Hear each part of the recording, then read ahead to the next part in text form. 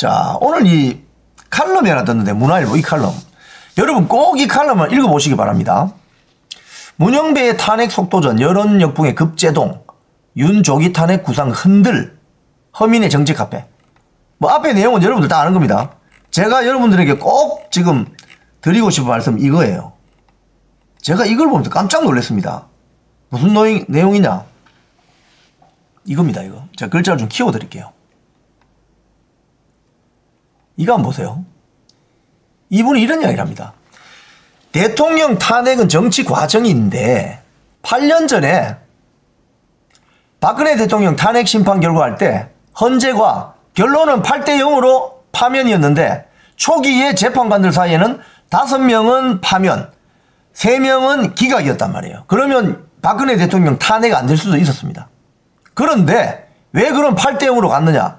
80%를 넘는 탄핵 찬성 여론, 수백만 명을 동원한 광화문 집회의 그 촛불 집회, 이것 때문에 3명의 헌법재판관들이 현실과 타협해버렸다는 거예요. 와, 저 이거 오늘 보면서 깜짝 놀랐습니다, 여러분. 그러니까 박근혜 대통령이 탄핵될 수밖에 없었던 그 시대적인 배경을 허민 기자가 말하는 거예요.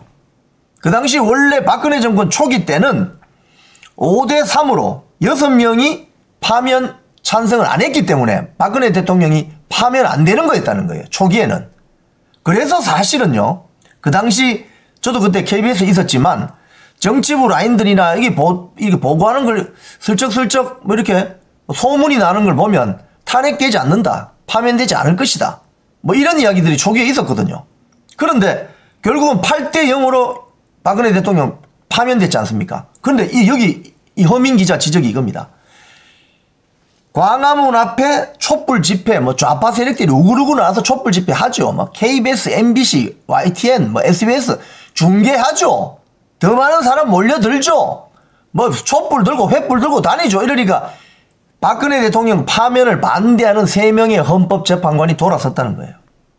자, 그러면서 더 중요한 이야기를 합니다. 지금 이 문제. 지금 우리 앞에 펼쳐져 있는 윤석열 대통령 탄핵 심판 사건도 똑같다는 거예요.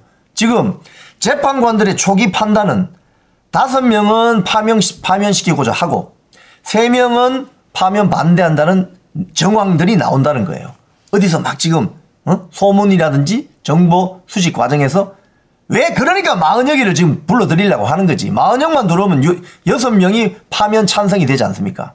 제가 며칠 전 지난주도 말씀드렸죠. 분명히 이진숙 방통위원장 파면하라고 했던 4명, 문영배, 이미선, 정계선, 정정미 외에 1명 더 있다.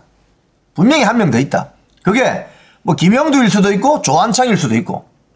근데 제가 봤을 때는 정영식 재판관하고 김복형 재판관은 아니에요. 그 두 사람은 절대 아니에요. 그러니까 5명을 확보했다는 거지. 그러니까 40여기만 들어오면은 윤석열 대통령 잘라낼 수 있다고 생각하는지. 그러니까 여기서 서둘렀다는 거지. 문영배가 헌법재판소장 권한대행이 서둘렀다는 거지. 그래서 이 사달이 났다는 거지. 그런데 지금 여당 지지율이 민주당을 훨씬 앞서고 윤석열 대통령 지지율은 오늘 51% 나왔잖아요.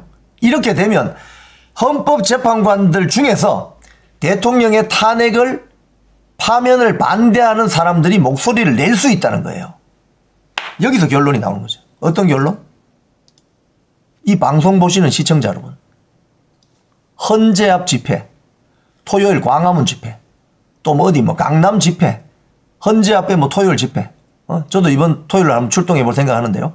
또 뭐 지방에서 있는 집회, 서울에 올라오기 힘든 분들은 각 지역에서 뭐 부산, 대구, 구미, 창원, 포항, 대전, 전주 여기서 집회를 반드시 나가셔야 된다는 거예요.